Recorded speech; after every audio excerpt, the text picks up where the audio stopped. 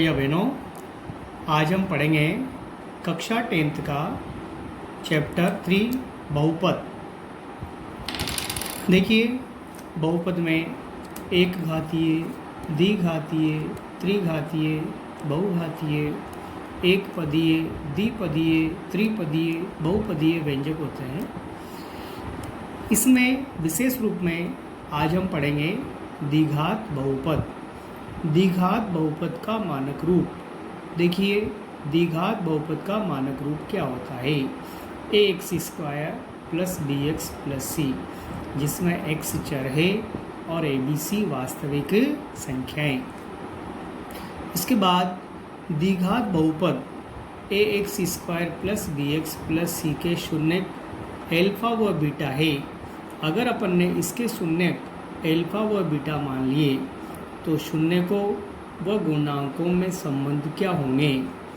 दो फॉर्मूले हैं। शून्यकों का योग इक्वल टू माइनस एक्स का गुणांक अपॉन x² का गुणांक। इसी फॉर्मूले को हम इस रूप में भी लिख सकते हैं। क्यों?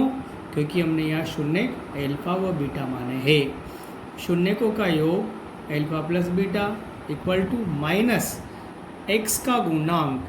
यहाँ पर x का गुणांक b है तो हमने यहाँ b लिखा, x² का गुणांक a है तो हमने a लिखा। तो इस वाले सूत्र से हमें ये सूत्र भी प्राप्त होता है। इसी प्रकार दूसरे का सेकंड पॉइंट है, शून्यकों का गुणनफल इक्वल टू अचर पद अपॉन x² का गुणांक। इस वाले सूत्र को हम इस तरह भी लिख सकते हैं। शून्यकों का गुणनफल, शून्य का हमारे पास अल्फा व बीटा है, इनको गुणा किया तो अल्फा बीटा इक्वल टू अचर पद इसमें c है तो c लिखा हमने, x² का गुणांक यहाँ पर a है, a लिखा।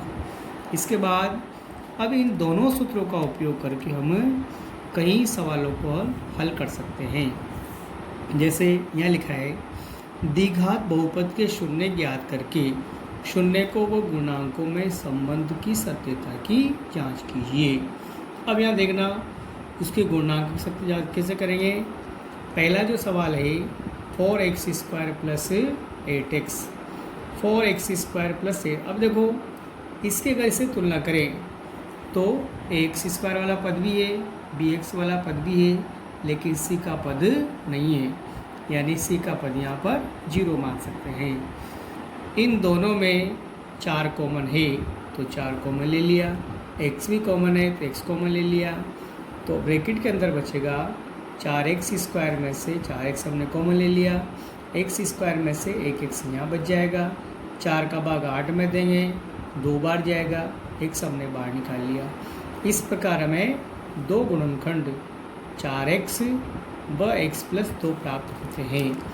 अब इनसे हम शून्य ज्ञात करेंगे। इन गुणनखंडों से शून्य ज्ञात करने के लिए पहले इनको हम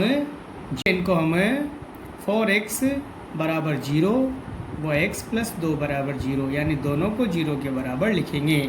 अब 4 0 के बटे में जाएगा, इसी प्रकार प्लस 2 पीछे जाएगा तो -2 बन जाएगा। 0 में 4 का भाग दिया तो 0 आ जाएगा, यानी x के 2 मान प्राप्त हो गए, यानी हमें 2 शून्य के प्राप्त हो गए।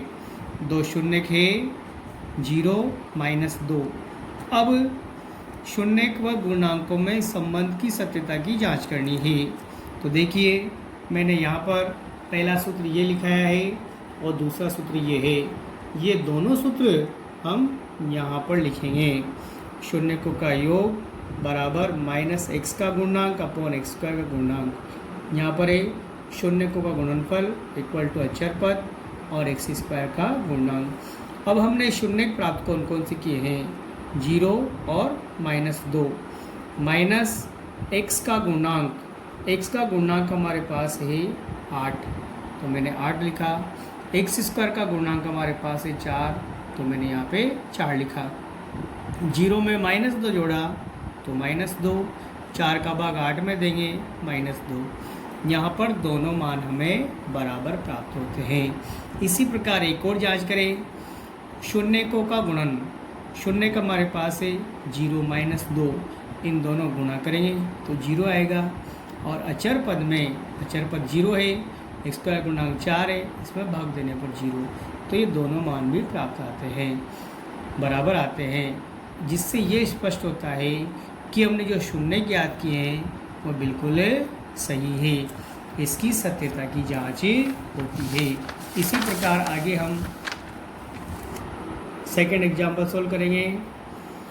X square minus 4x plus 4। देखिए इसमें क्या होता है, 3 पद x square plus b x plus c इसका रूप है ये। तो पहले इसके गुणनखंड करेंगे, जिसके लिए आगे के एक्स स्क्वायर के गुणांक को अचर पद से गुणा करेंगे।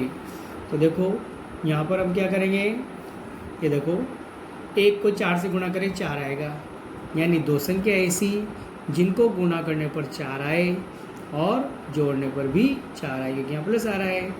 तो 2 को 2 से गुणा करो 4, 2 को 2 में जोड़े 4, तो इसके टुकड़े होंगे 2x और 2x। इन दोनों में x कॉमन लेंगे, x कॉमन लेते हैं, यहाँ बचेगा x और यहाँ माइनस का 2। यहाँ भी दोनों में 2 का भाग जा रहा है, 2 कॉमन ले लिया, x माइनस प्लस माइनस। तो यहाँ देखिए इन दोनों में एक ब्रैकेट कॉमन है, x माइनस 2, x माइनस 2, इसको अपन एक बार लिख दिया, शेष को हमने इस ब्रैकेट में लिख दिया। अब इससे भी हम 2 शून्य प्राप्त करेंगे। इसके लिए इन दोनों को 0 के बराबर लिखेंगे, x माइनस 2 बराबर 0, x माइनस 2 बराबर 0। पीछे लेंगे तो बराबर 2 आ जाएगा, इसको पीछे लेंगे तो बराबर 2 आ जाएगा, यानी हमें 2 शून्य प्राप्त होंगे। शून्य को वो गुणांकों में संबंध की सत्ता की जांच जैसे हमने पीछे करी थी, शून्य का योग माइनस एक्स का गुणांक अपॉन स्क्वायर गुणांक, गुणनफल बराबर अचर पद अपॉन एक्स स्क्वायर गुणांक। अब यहाँ शून्य को जोड़ेंगे, 2 को 2 में जोड़ेंगे 4, माइनस एक्स का गुणांक हमारे पास है यहाँ पर माइनस का 4, तो हमने यहाँ लिखा ब्रैकेट में माइनस 4, क्यों, क्योंकि एक माइनस तो पहले का ही है और एक माइनस हो, माइनस माइनस प्लस का 4, यहाँ भी 4 दोनों बराबर आ जाते हैं। यहाँ देखिए शून्य को गुणनफल इन दोनों गुणा करेंगे, अचर पद यहाँ हमारे पास 4 है और स्क्वायर गुणांक कुछ नहीं तो 1 मानेंगे, गुणा करेंगे 4 बराबर है। अतः द्विघात बहुपद के शून्य क्या होंगे, 2 2 सत्य है। एक और एग्जाम्पल समझिए, 6x square minus x minus 2, 6x square minus, अब यहाँ पर पहले इसको इससे गुणा करेंगे, 6 को 2 से गुणा करने पर कितना प्राप्त होता है, 12। अब हम 2 संख्या ऐसी लेंगे, यानी देखो यहाँ पर x का गुणांक कुछ नहीं तो क्या मानेंगे 1, 2 संख्या ऐसी लेंगे जिनको गुणा करने पर तो 12 आए और माइनस करने पर 1 आए। तो 4 को 3 से गुणा करो 12 आ रहा है, 4 में से 3 घटाने पर 1 आ रहा है, तो यहाँ टुकड़े होंगे 4 माइनस 3।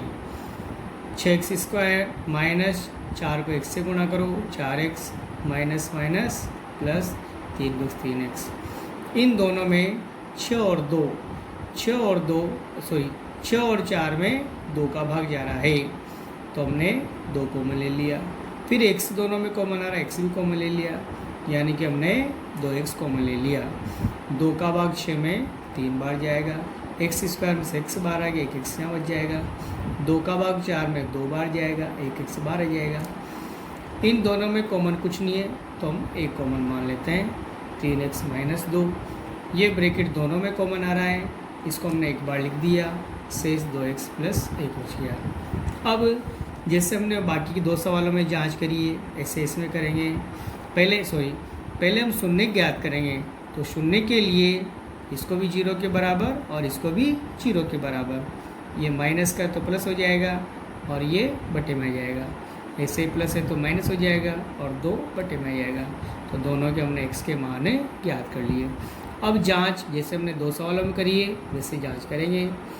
शून्य को का योग, इन दोनों का योग करेंगे, 2/3 प्लस माइनस 1/2 बराबर माइनस x का गुणांक कुछ नहीं तो माइनस का 1 मानेंगे, एक्स स्क्वायर का गुणांक है 6, तो माइनस माइनस प्लस 1/6। इन दोनों का एलसीएम 6 आएगा, 3 का भाग 6 में 2 बार, 2 को 2 से गुणा किया 4, प्लस माइनस माइनस 2 का भाग 6 में 3 बार, 3 को गुणा किया 1 से 3, 4 में 3 घटा 1/6 और यहाँ भी घटा 6, दोनों बराबर आते हैं। इसी प्रकार शून्यकों का गुणनफल, शून्य का हमारे पास 2/3 माइनस 1/2 है, तो 2/3 गुणा माइनस 1/2, अचर पद हमारे पास -2 है और x² गुणा हमारे पास 6 है, इनको गुणा किया -2/6 बराबर -2/6। इसी प्रकार हम आगे भी अन्य उदाहरण हल कर सकते हैं। तो ये हुआ आपका द्विघात बहुपद के शून्यक व गुणांकों में संबंध की सत्यता की जांच के सवाल। इस प्रकार हम आगे भी पढ़ेंगे।